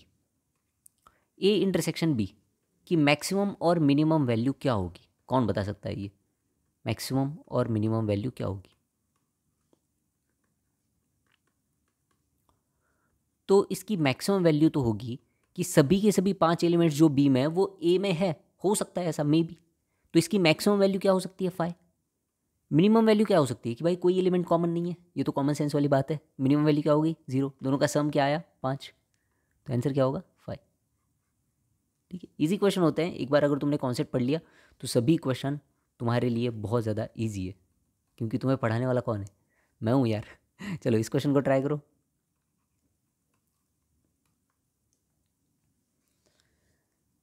Let z be the set of integers. If a equals to this, b equals to this, then the number of subsets of set a cross b. तो अगर a cross b के subsets find करने हैं तो हमें सबसे पहले find करने पड़ेंगे number of elements in a cross b। अगर number of elements in a cross b find करने हैं तो तुम्हें a के एलिमेंट्स पता होने चाहिए, b के कितने एलिमेंट्स है पता होने चाहिए। तो अल्टीमेटली हमें इन सेट्स को सॉल्व करना ही पड़ेगा। b को सॉल्व करना शायद ईजी है, तो पहले b को कर ले। देखो b क्या बोल रहा है कि 3x + 1 is in between 10 and 22। ठीक है, तो यहाँ से क्या होगा, 3x in between 9 and 21। So x will be in between 3 and 7। तो बी सेट क्या आएगा, बी सेट तो हमें मिल गया 4 5 6। 3 और 7 पे ओपन इंटरवल है तो उन्हें कंसिडर हम लोग नहीं करेंगे। ए सेट फाइंड करना है। ए सेट के लिए कंडीशन क्या है, x - 3 का mod to the power x² - 5x + 6 -5x + 6 is equal to 1, is equal to 1। इसके लिए हमें फाइंड करना है। तो हम फाइंड करते हैं कि कब मेरा x - 3 इक्वल है 1 के। तो x - 3 इक्वल टू +1 -1। तो x क्या आएगा, 4,2। x के दो वैल्यूज़ हमें मिले यहाँ से, 4,2। उन दोनों वैल्यूज़ के लिए ये जो यहाँ पे मेरा मॉड है ये क्या देगा, 1 वैल्यू देगा। अब ऊपर पावर क्या है मैटर नहीं करता, क्योंकि 1 की पावर कुछ भी हो हमें क्या मिलने वाला है, 1 ही मिलने वाला है। तो ये दो हमारे सॉल्यूशन हुए x के। दूसरा, हमें 1 कैसे मिल सकता है, अगर पावर में 0 है तब भी हमें 1 मिल सकता है ना। अगर पावर में 0 है तब भी मुझे 1 मिल सकता है। तो x² - 5x + 0 को मैं x² - 5x + 6 को इक्वेट कर दूंगा 0 से। तो यहाँ से मुझे x के दो वैल्यूज़ मिलेंगे 2,3। बट थोड़ा रुक जाओ, अगर मैं x = 3 पुट करता हूँ तो क्या हो रहा है, 0 और ऊपर भी क्या आ रहा है 0, 0 टू द पावर 0 बन रहा है जब मैं x=3 पुट कर रहा हूँ। तो इसको हम कंसिडर नहीं कर सकते, इस पर्टिकुलर सॉल्यूशन को कंसिडर नहीं कर सकते। तो मेरा x क्या होगा 2,4। तो ए सेट क्या आएगा, ए सेट इज़ 2,4, 2,4। अब हम लोग क्या फाइंड कर सकते हैं, ए क्रॉस बी में कितने एलिमेंट्स होंगे, बिल्कुल फाइंड कर सकते हैं। ए क्रॉस बी में कितने एलिमेंट्स होंगे, elements in A into elements in B. A set में कितने एलिमेंट्स है, 2 है, बी सेट में कितने हैं, 3 है, so 2 into 3 that is 6। Number of subsets कितने होंगे, हमने देखा था अगर किसी सेट में m नंबर ऑफ एलिमेंट्स है तो उसके सबसेट्स कितने होते हैं 2 टू द पावर m। तो अगर इस सेट में 6 एलिमेंट्स है तो इसके सबसेट्स कितने होंगे 2 टू द पावर 6। कौन सा ऑप्शन है, A option is the correct answer. आ रहा है समझ में। तो कार्टेशियन प्रोडक्ट्स ऑफ सेट सभी लोगों को क्लियर है कॉन्सेप्ट। एक बार और मैं बता देता हूँ कार्टेशियन प्रोडक्ट्स ऑफ सेट क्या होता है। So Cartesian products of set is if you have two set p and q, then the set of all ordered pairs p, q such that first elements belongs to set p, second elements belongs to set q is known as Cartesian products of set। और इसी definition का use करके अब हम लोग relation को define करेंगे और आपको बहुत ही ज़्यादा मज़ा आएगा उसमें। अब हम पढ़ेंगे रिलेशंस। सबसे पहले हम रिलेशंस की थियरी देखेंगे, उसके बाद इसके प्रैक्टिस क्वेश्चन हम लोग करेंगे। जब हम लोग सेट्स की थियरी कवर कर रहे थे तो मैंने आप लोगों से कहा था कि जिन लोगों ने पहले ही सेट्स की थियरी पढ़ी हुई है वो लोग उस पोर्शन को स्किप कर सकते हैं, क्योंकि पढ़ने लायक इतना कुछ था नहीं। प्रैक्टिस क्वेश्चन से भी आप लोग सभी चीज़ें कवर कर सकते थे सेट्स में, बट रिलेशंस की थियरी काफ़ी इंपॉर्टेंट है। एक बार अगर रिलेशंस का पक्का आइडिया आपके दिमाग में बैठ गया तो रिलेशंस का सभी क्वेश्चन आप लोगों से बन जाएगा। इसीलिए 10-15 मिनट में हम लोग थियरी कवर करेंगे रिलेशंस की। इसे ध्यान से सुनिए, आपको ये बहुत ज़्यादा हेल्प करने वाला है। एक बहुत ही अंडरस्टैंडेबल वे में मैं रिलेशंस क्या होते हैं आपको पढ़ाऊँगा, क्योंकि रिलेशन की जो डेफिनेशन है वो पढ़ाना टीचर के लिए एक चैलेंज होता है। टीचर को तो उस चीज़ का कंप्लीट आइडिया होता है कि रिलेशन है क्या, बट स्टूडेंट को बताना कि देखो भाई ऐसे ऐसे होता है बहुत ही चैलेंजिंग टास्क है। मैं ट्राई करूँगा कि आपके लिए मैं रिलेशंस की डेफिनेशन ईजी कर पाऊँ। सबसे पहले 2 सेट्स कंसिडर करो, set P and set Q. Set P में मेरे पास 3 एलिमेंट्स है A B C, set Q में 5 एलिमेंट्स है अली, भानु, बिनॉय, चंद्र एंड दिव्या। अब मुझे बताओ इन सेट से मैं कितने कार्टेशियन प्रोडक्ट्स बना सकता हूँ, कार्टेशियन प्रोडक्ट ऑफ सेट कितने बनेंगे। तो पी में 3 एलिमेंट्स है, क्यू में 5 एलिमेंट्स है, तो टोटल 15 ऑर्डर्ड पेयर्स बनेंगे।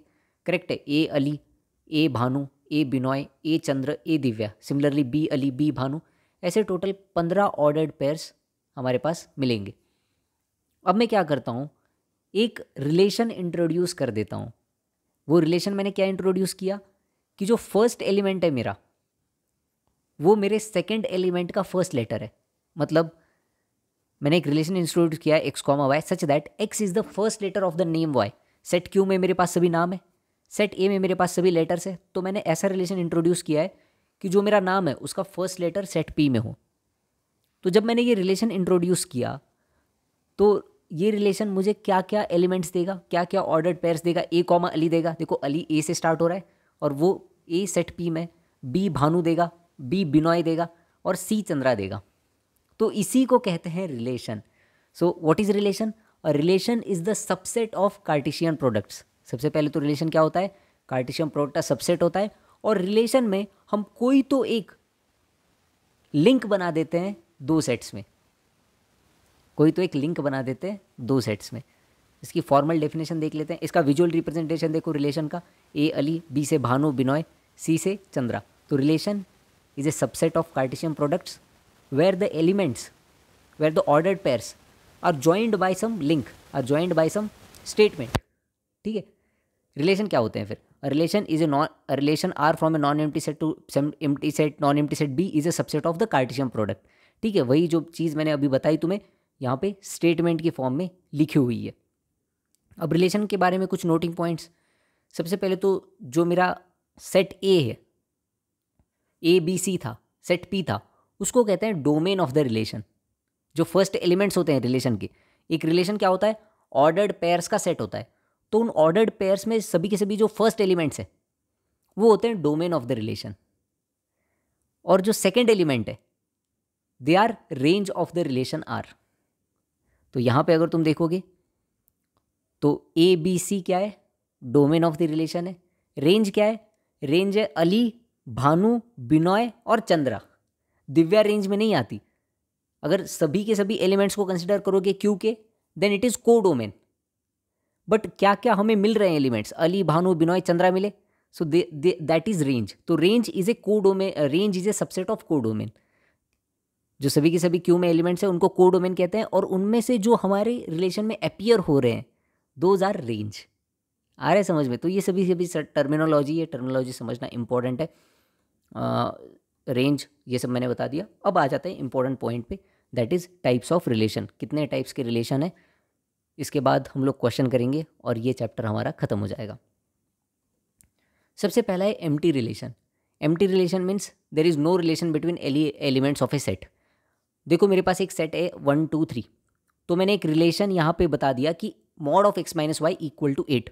क्या सेट ए में से कोई भी दो नंबर अगर मैं सेलेक्ट कर रहा हूँ तो वो इस कंडीशन को सेटिस्फाई कर रहे हैं क्या? नहीं कर रहे। तो ये क्या हो गया, एक एम्प्टी रिलेशन हो गया। कोई भी एलिमेंट्स इन कंडीशन को, कोई भी ऑर्डर्ड पेयर इन कंडीशन को सेटिस्फाई नहीं कर रहा, so that is empty relation. Second है यूनिवर्सल रिलेशन। यूनिवर्सल रिलेशन मतलब सेट के सभी एलिमेंट्स, सभी के सभी ऑर्डर्ड पेयर्स उस कंडीशन को सेटिस्फाई कर रहे हैं। जैसे मैंने यहाँ पे कंडीशन रखी है x minus y greater than और equal to 0, mod of x minus y. तो mod of x minus y हमेशा ग्रेटर दैन और इक्वल टू 0 रहेगा, क्योंकि मॉड है यार, मॉड हमेशा पॉजिटिव या फिर 0 वैल्यू देता है। तो ये हो गया universal relation, that is every element of A set is related to each other. Third, identity relation. ये इंपॉर्टेंट रिलेशन है। तो आइडेंटिटी रिलेशन में क्या होता है, every element of A set is related to itself only. सिर्फ अपने साथ ही वो रिलेटेड है। जैसे अगर मैंने x minus y equal to 0 ऐसा रिलेशन लगा दिया किसी सेट पे, तो वो क्या हो जाएगा, आइडेंटिटी रिलेशन। तो सेट ए में मेरे पास 3 है, ए बी सी, तो आइडेंटिटी रिलेशन क्या होगा, a, b, b and c, c। ठीक है। फोर्थ टाइप का रिलेशन ये है इनवर्स रिलेशन। नाम से ही समझ आ रहा है, इनवर्स रिलेशन। अगर मेरे पास सेट ए है, a, b और c, d, उसमें ऑर्डर्ड पेयर्स है, तो इनवर्स रिलेशन क्या होगा, उल्टा, b, a, d, c। Range बन जाएगी डोमेन और डोमेन बन जाएगा range, that is inverse relation. जब हम क्वेश्चन करेंगे तो ये सभी की सभी चीज़ें आपको क्लियर हो जाएगी। अभी अगर कुछ डाउट्स मन में आ रहे हैं, आते हैं डाउट्स मन में आते हैं, जब फर्स्ट टाइम पढ़ रहे हो तो डाउट्स मन में आते हैं, बट जब हम लोग क्वेश्चन करेंगे सारी चीज़ें क्रिस्टल क्लियर हो जाएगी। So just have some patience. Next है रिफ्लेक्सिव रिलेशन। रिफ्लेक्सिव रिलेशन मतलब every element maps to itself. अगर मेरे पास सेट ए है तो 1, 1, 2, 2, 1, 2, 2, 1, ये क्या हुआ, रिफ्लेक्सिव रिलेशन। अब जो क्वेश्चन फर्स्ट टाइम मेरे दिमाग में आया था वो ये था कि भाई रिफ्लेक्सिव और ये जो आइडेंटिटी, ये दोनों तो सेम है। आइडेंटिटी रिलेशन में भी every element is related to itself है, रिफ्लेक्सिव में भी every element related to itself है, तो इनको अलग अलग नाम क्यों दे दिए? तो ध्यान से पढ़ो, आइडेंटिटी में every element of A set is related to itself only, सिर्फ अपने से रिलेटेड है, बाकी कुछ नहीं है। जबकि रिफ्लेक्सिव में अपने से रिलेटेड होना चाहिए, बाकियों से रिलेटेड है तो भी कोई फर्क नहीं पड़ता। जैसे 1, 1, 2, 2 है, बट 1, 2 और 2, 1 भी तो है। So this is the difference between reflexive and identity relation. Identity relation में maps to itself only, reflexive में every element maps to itself. Next है सिमेट्रिक रिलेशन। सिमेट्रिक नाम से ही पता चल रहा है कि अगर a, b है तो उसमें b, a भी होना चाहिए, दैट इज सिमेट्रिक रिलेशन। जैसे देखो यहाँ पे एक रिलेशन दिया हुआ है एग्जाम्पल में 1, 2, 2, 1, तो 1, 2 है तो 2, 1 भी होना चाहिए, that is symmetric relation. Transitive relation, अगर x, y है, y, z है तो x, z भी होना चाहिए, that is known as transitive relation. अगर किसी रिलेशन में 1, 2 है, 2, 3 है, और अगर उसमें 1, 3 भी है, that relation is known as transitive relation. अगर किसी रिलेशन में 1, 1, 2, 2 है, दैट इज आइडेंटिटी रिलेशन। अगर किसी सेट में 1, 1, 2, 2, 1, 2 है, दैट इज रिफ्लेक्सिव रिलेशन। तो ये सब समझ में आ रहे हैं तुम्हें, रिलेशंस को पहचानना कैसे है, कौन सा ट्रांजिटिव है, कौन सा रिफ्लेक्सिव है, कौन सा सिमेट्रिकल है। तो ये सभी इनकी डेफिनेशन से समझ में आते हैं, इनकी जो भी कंडीशन है उन कंडीशन से समझ में आता है कि हाँ भाई कौन सा रिलेशन कौन से टाइप का है। क्वेश्चन बनते हैं इन 3 पे, ट्रांजिटिव, सिमेट्रिक एंड रिफ्लेक्सिव। इन तीनों की डेफिनेशन तुम्हें पता होनी चाहिए कि कैसे पहचानना है कि कौन सा रिफ्लेक्सिव है, कौन सा सिमेट्रिक है, कौन सा ट्रांजिटिव है। और लास्ट में आता है इक्विवेलेंस रिलेशन। जो रिलेशन रिफ्लेक्सिव भी है, सिमेट्रिक भी है और ट्रांजिटिव भी है, ऐसे रिलेशन को कहते हैं इक्विवेलेंस रिलेशन। तो ये थे हमारे टाइप्स ऑफ रिलेशन, जहाँ पे हमने रिलेशन की डेफिनेशन पढ़ी, इन सभी डेफिनेशन को एक बार में याद रखना, एक बार में सीखना काफ़ी ज़्यादा मुश्किल है। तो मैं चाहूँगा कि आप लोग शॉर्ट नोट्स बना के इसको दीवार पे चिपका दे, टाइप्स ऑफ रिलेशंस शॉर्ट में लिख के। जैसे सिमेट्री क्या है, A comma B comma A. Transitive क्या है, A comma B comma C, then A comma C should also be the element of the relation. तो ये सभी अगर आपने दीवार पे चिपका दिया तो आपको ध्यान रखने में आसानी होगी, और एक बार ये सब आपके दिमाग में बैठ गए तो इसके क्वेश्चन करने से आपको कोई नहीं रोक सकता। चलिए अब कुछ क्वेश्चन देखते हैं और इस कॉन्सेप्ट को क्रिस्टल क्लियर कर देते हैं। So this is the last topic of our chapter sets and relations. इस टॉपिक में हम लोग कुछ प्रैक्टिस क्वेश्चन करेंगे रिलेशंस के, और जो रिलेशंस का कॉन्सेप्ट है वो आपका इतना स्ट्रांग बन जाएगा कि कोई भी क्वेश्चन रिलेशन का अगर पूछ लिया तो वो आपसे बन जाएगा। प्रैक्टिस क्वेश्चन स्टार्ट करने से पहले एक चीज़ मैं रिवाइज करना चाहता हूँ टाइप्स ऑफ रिलेशन से, क्योंकि जो सभी के सभी क्वेश्चन है वो उसी चीज़ पे आते हैं। वो है टाइप्स ऑफ रिलेशन में ये 3 टाइप के रिलेशन। सबसे पहला तो रिफ्लेक्सिव रिलेशन। रिफ्लेक्सिव रिलेशन क्या होता है कि अगर 1,1 है तो 2,2, मतलब every element should map to itself, है ना। ये आइडेंटिटी रिलेशन की तरह नहीं है कि मैप टू इटसेल्फ ओनली, नहीं। अगर every element maps to itself है तो वो रिफ्लेक्सिव रिलेशन है, दूसरे एलिमेंट से भी मैप हो सकता है। Second, symmetric relation. Symmetric relation अगर ए कॉमा बी रिलेशन में एग्जिस्ट करता है तो बी कॉमा ए भी एग्जिस्ट करना चाहिए, then we can say that relation is symmetric. और तीसरा है transitive relation. If A comma B is in the relation, b comma c is also in the present in the relation, then a comma c should also be in the relation, then that relation is known as transitive relation. ये 3 type के relation काफ़ी important है, क्योंकि इन 3 type के relation अगर कोई relation follow करता है तो उसको कहते हैं इक्विवेलेंस रिलेशन, ठीक है। और जो सभी क्वेश्चन है वो इन तीनों से ही बनते हैं, तो इसलिए मैंने सोचा कि एक बार ये चीज़ आपके लिए रिवाइज कर दूं। अब हम चलते हैं प्रैक्टिस क्वेश्चन पे। ट्राई करो इस क्वेश्चन को। मुझे ये चैप्टर पढ़ा के काफ़ी ज़्यादा अच्छा लगा। काफ़ी इंपॉर्टेंट चैप्टर है ये जेई के लिए। +4 मार्क्स आपके गारंटीड है अगर आपने ये लेक्चर कर लिया और PYQs कर लिए तो। So I am feeling right now very very good. ठीक है, स्टार्ट करते हैं। देखो क्वेश्चन के बारे में आप लोगों को पता ही है, जैसे ही क्वेश्चन स्क्रीन पे आए आपको पॉज करके सॉल्व कर लेना है, क्योंकि मैं सॉल्व करना स्टार्ट कर दूंगा। तो एक रिलेशन हमें गिवन है x, y such that x, y belongs to integers और x² + y² लेस देन और इक्वल टू 4। तो हमें इस रिलेशन का डोमेन पूछा है। सबसे पहले तो हम x और y की वैल्यूज सॉल्व करते हैं। हमें दिया है x² + y² लेस देन और इक्वल टू 4। तो x की क्या क्या वैल्यूज हो सकती है? x की वैल्यू 0 हो सकती है। x जब 0 होगा तो y क्या हो सकता है? y 1 हो सकता है, y 2 हो सकता है, -1 हो सकता है, -2 हो सकता है। करेक्ट है। जब x मेरा -1 होगा तो y क्या क्या हो सकता है? y 0 हो सकता है, 1 हो सकता है, -1 हो सकता है, 2 नहीं हो सकता, क्योंकि 1² + 2² वो तो > 4 हो जाएगा। और क्या क्या हो सकता है बताओ? x 1 हो सकता है। x 1 है तो y क्या आएगा? 0 1 -1। करेक्ट है। और क्या क्या x की वैल्यूज़ के लिए ये हमारा रिलेशन ट्रू होल्ड कर रहा है? तो x इक्वल टू अगर 2 है ना, तो y क्या होगा? 0। और x इक्वल टू अगर -2 है तो y क्या होगा? फिर से 0। तो x की 5 ऐसी वैल्यूज़ है जिसके लिए हमारा रिलेशन ट्रू होल्ड कर रहा है। हमें डोमेन पूछा है। डोमेन क्या होता है? रिलेशन का जो फर्स्ट एलिमेंट है, it is known as domain. So in our case x is our domain, y is our range. तो अगर मुझे इस रिलेशन का डोमेन पूछा है तो इस रिलेशन का डोमेन क्या होगा? देखो -2 से लेकर 2 पे सभी वैल्यूज़, -2 से लेकर 2 तक सभी वैल्यूज सेटिस्फाई कर रही है। So -2 -1 0 1 and 2। Which option? C option is the correct answer. ठीक है, नेक्स्ट क्वेश्चन पे चलते हैं। इस क्वेश्चन को ट्राई करो। क्या कह रहा है question? Let A be the set of even natural numbers less than 8, B is the set of prime numbers less than 7, then the number of relations from A to B are. इस question से एक important concept भी हम लोग सीखेंगे, so just have some patience. A is a set of even natural numbers less than 8, तो ए क्या होगा? ऑफकोर्स 2 4 6 होगा। B is a set of prime numbers less than 7, तो बी क्या होगा? 2 3 5 7, है ना। अब हमसे पूछा है कि number of relations from A to B क्या होंगे। तो अब यहां पे आ जाता है कॉन्सेप्ट। कॉन्सेप्ट क्या है कि मेरे भाई मुझे बताओ रिलेशन होता क्या है? What is a relation? My question is what is a relation? Relation is a subset of A cross B, subset of Cartesian products of set. होता है कि नहीं? रिलेशन क्या होता है? Subset of A cross B. तो number of relations कितने possible है? नंबर ऑफ पॉसिबल रिलेशंस कितने होंगे? नंबर ऑफ पॉसिबल रिलेशंस हमने देखा है, अगर किसी सेट में m नंबर ऑफ एलिमेंट्स है तो उसके सबसेट्स कितने होते हैं? 2 टू द पावर m। तो अगर किसी सेट में a क्रॉस b जितने एलिमेंट है तो उसके सबसेट कितने होंगे? 2 to the power a cross b। मतलब number of relations from a to b कितने होंगे? 2 to the power number n of a cross b। आ रहा है समझ में? तो सबसे पहले हम लोग यहाँ पे क्या कैलकुलेट करेंगे? कार्टेशियन प्रोडक्ट्स में कितने एलिमेंट्स है? सो दैट विल बी 3 इंटू 4, हमने पढ़ा है 12 एलिमेंट्स है कार्टेशियन प्रोडक्ट में।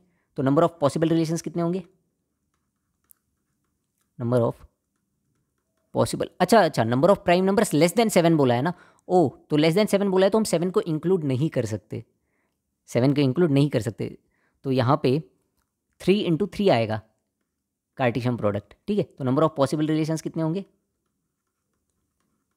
2 to the power 9। Number of possible relations are 2 to the power 9। Option A is the correct answer, ठीक है। चलो नेक्स्ट क्वेश्चन पे चलते हैं। तो जैसा मैंने आपसे कहा था कि क्वेश्चन सारे इजी होते हैं। The relation R is defined in the set. कैसे डिफाइन किया है मैंने रिलेशन को? The set of all ordered pairs A comma B such that B equals to a+1। ऐसे मैंने रिलेशन को डिफाइन किया है। तो अब मुझे बताना है कि ये रिलेशन रिफ्लेक्सिव है, सिमेट्रिक है, ट्रांजिटिव है, क्या है। तो सबसे पहले हमें इस रिलेशन को फाइंड आउट करना पड़ेगा, क्या है भाई ये relation. b equal to a+1 मतलब जो सेकेंड एलिमेंट है वो फर्स्ट एलिमेंट का +1 है। तो 1,2 ये एक एलिमेंट होगा, करेक्ट है, 1,2। फिर 2,3 देखो b इक्वल टू a+1 को सेटिस्फाई कर रहा है। 3,4 फिर 4,5 एंड 5,6। ये आ गया मेरा रिलेशन जो मुझे क्वेश्चन में दिया हुआ है। अब ये रिलेशन क्या रिफ्लेक्सिव है? रिफ्लेक्सिव रिलेशन क्या होता है? रिफ्लेक्सिव रिलेशन होता है कि every element should be map to itself. हर एक एलिमेंट खुद से मैप होना चाहिए। बट तुम यहाँ पे देख रहे हो 1,1 नहीं है, 2,2 नहीं है, मतलब एलिमेंट्स एक खुद के साथ मैप्ड नहीं है, तो ये रिलेशन रिफ्लेक्सिव नहीं है। दूसरी चीज़ सिमेट्रिक क्या होता है? Symmetric is if a comma B is in the relation then b comma A should also be present in the relation. तो मेरे रिलेशन में 1,2 तो है, बट क्या 2,1 है? नहीं है। So this relation is not symmetric. Third transitive. Transitive क्या होता है कि अगर a comma B, b comma C है तो a कॉमा सी भी होना चाहिए। तो रिलेशन में देखो 1,2 है, 2,3 है, a comma B, b comma C है, क्या a कॉमा सी है? नहीं है। तो ये रिलेशन ट्रांजिटिव भी नहीं है। तो ये रिलेशन ना ही तो रिफ्लेक्सिव है, ना ही सिमेट्रिक है, ना ही ट्रांजिटिव है। कौन सा ऑप्शन आएगा फिर बताओ? R is neither reflexive nor symmetric nor transitive. A option is the correct answer. आ रहा है सबको समझ में? कितने इजी क्वेश्चन है रिलेशंस के, कितने इजीली हम 4 मार्क्स गेन कर सकते हैं। और हम लोग ऐसे चैप्टर्स को छोड़ के चले जाते हैं। ये चैप्टर नहीं, मैथ्स का हर एक चैप्टर मैं इतना इजीली तुम्हें पढ़ा दूंगा ना कि तुम्हारा डर खत्म हो जाएगा पूरी तरह, है ना। Why fear when I am here. बस चैनल को सब्सक्राइब कर लो और जितने भी तुम्हारे दोस्त हैं उनके साथ शेयर कर दो, इससे मुझे बहुत ज़्यादा मोटिवेशन मिलेगा। नेक्स्ट क्वेश्चन करते हैं, चलो इस क्वेश्चन को ट्राई करो। A relation R is defined from this to this such that X is relatively prime to Y। relatively prime numbers कौन से होते हैं? ऐसे numbers जिनका HCF 1 हो उनको कहा जाता है relatively prime numbers। तो पहले तो हम ये रिलेशन लिख लेते हैं, फिर हमें इस रिलेशन का डोमेन बताना है। ओके तो ये रिलेशन क्या होगा बताओ? पहले तो 2, 3 हाँ बिल्कुल सही है। फिर 2, 6 नहीं, 2, 7 हाँ दोनों का HCF 1 है। 2, 10 नहीं दोनों का HCF 2 है। फिर 3 से चालू करो तो 3, 7 और 3, 10 मिलेंगे। 3, 7 और 3, 10 मिलेंगे। 4 के साथ देखो तो 4, 3 और 4, 7 मिलेंगे। 4, 3 एंड 4, 7। 5 के साथ स्टार्ट करो तो 5, 3, 5, 6, 5, 7 है ना। ये सभी रिलेटिवली प्राइम है। तो ये आ गया अपना रिलेशन। अब इस रिलेशन का डोमेन क्या होता है? All the first terms are known as domain. तो मेरे चीतों जल्दी बता दो डोमेन क्या है? So domain is 2, 3, 4 and 5। Range क्या है? Range is 3, 7, 10, 6। को डोमेन क्या है? को डोमेन इज 3, 6, 7, 10। जितने भी सेकेंड सेट में एलिमेंट्स हैं वो सभी के सभी को डोमेन होते हैं। बट रेंज क्या होता है? जो तुम्हारे रिलेशन में प्रेजेंट है। सो range is a subset of codomain, but यहाँ पे सिर्फ हमें डोमेन के बारे में पूछा है, which is 2 3 4 5। D option is the correct answer. चलो लास्ट क्वेश्चन करते हैं और उसके बाद अगले चैप्टर में मिलेंगे, which will be functions. Logarithms हमने कवर कर लिया। सेट्स एंड रिलेशंस आज 6 अगस्त है, हमने कवर कर लिया। 10 अगस्त को लेक्चर आएगा फंक्शंस पे। R is given by this, तो ये रिलेशन क्या होगा? सबसे पहले इस रिलेशन को हम लोग सॉल्व कर लेते हैं। देखो, x² - 3xy + 2y² = 0। अगर मैं इसको फैक्टराइज करूँगा तो x² - 2xy - xy + 2y² = 0। तो यहाँ से x कॉमन आया तो x - 2y, और यहाँ से अगर मैं y कॉमन लूँगा तो x - 2y = 0। So from here I will get x - y × x - 2y = 0। दो सॉल्यूशंस हमें मिलेंगे, एक तो x = y एंड दूसरा x = 2y। तो अब मैं रिलेशन लिख सकता हूँ, set of all ordered pair x, y लिख सकता हूँ मैं। कुछ तो आएगा। चेक कर लेते हैं कि वो रिलेशन रिफ्लेक्सिव, ट्रांजिटिव और सिमेट्रिक है कि नहीं। एक एक चेक कर लेते हैं। देखो, रिफ्लेक्सिव मैं चेक कर लेता हूँ पहले, रिफ्लेक्सिव। फिर मैं चेक कर लेता हूँ सिमेट्रिक, सिमेट्रिक, और फिर हम लोग चेक करेंगे ट्रांजिटिव, ट्रांजिटिव। ठीक है, सबसे पहले रिफ्लेक्सिव। रिफ्लेक्सिव हमसे क्या कहता है? Every element should be map to itself. और हमें एक कंडीशन में x = y है, मतलब 1 है तो 1 आएगा, 1, 1, 2, 2, 3, 3, ये सभी आएंगे। तो ये रिलेशन रिफ्लेक्सिव तो है। क्या ये रिलेशन सिमेट्रिक है? सिमेट्रिक हमसे क्या कहता है कि अगर a, b है तो b, a भी होना चाहिए। चलो मैं x को 1 पुट कर देता हूँ, या फिर x को मैं 2 पुट कर देता हूँ, y क्या आएगा? 1 आएगा। करेक्ट है, ये प्रेजेंट है भाई, प्रेजेंट है। क्या 1, 2 इस रिलेशन की फॉलो कर रहा है? 1, 2, 1, 2 x = y को भी फॉलो नहीं कर रहा, 1, 2 x = 2y को भी फॉलो नहीं कर रहा, मतलब ये नहीं है रिलेशन में प्रेजेंट। तो ये रिलेशन सिमेट्रिक नहीं है, रिफ्लेक्सिव है, सिमेट्रिक नहीं है। क्या ये रिलेशन ट्रांजिटिव है? क्या ये रिलेशन ट्रांजिटिव है? तो मेरे रिलेशन में 2, 1 है। ठीक है, और बताओ, अगर मैंने यहाँ पे 1 रख दिया, x को 1 पुट किया, तो y क्या आएगा? 1/2 आएगा। ये भी है। तो a, b, b, c है।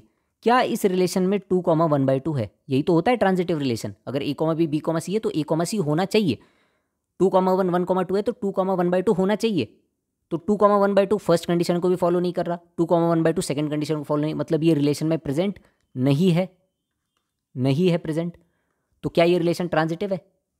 क्या ये रिलेशन ट्रांजिटिव है? नहीं। सो this relation is only reflexive, not symmetric, not transitive, only reflexive. कौन से ऑप्शन में दिया हुआ है? Reflexive but not symmetric. हाँ, फर्स्ट ऑप्शन करेक्ट है। सिमेट्रिक तो नहीं है, इक्विवेलेंस भी नहीं है। अगर तीनों की तीनों होते तो इक्विवेलेंस होता। सिमेट्रिक एंड ट्रांजिटिव भी नहीं है। A option is the correct answer. So how many of my friends got this answer? और कितने लोगों को ये पूरा का पूरा चैप्टर समझ में आ गया? अंत में कॉन्ग्रेचुलेशंस, आपके +4 मार्क्स जेईई मेंस में गारंटी हो चुके हैं। नेक्स्ट चैप्टर हम लोग करेंगे फंक्शन, और उसके साथ मैं आपके और +4 मार्क्स को दूंगा। The only thing I need is your support, so share the video as much as you can. मिलते हैं अगले लेक्चर में। पढ़ते रहिए, मैं हमेशा आपके साथ हूँ। इंस्टाग्राम पे आप मैथ्स में डीजी को फॉलो कर सकते हैं और अपने डाउट्स पूछ सकते हैं। नमस्कार।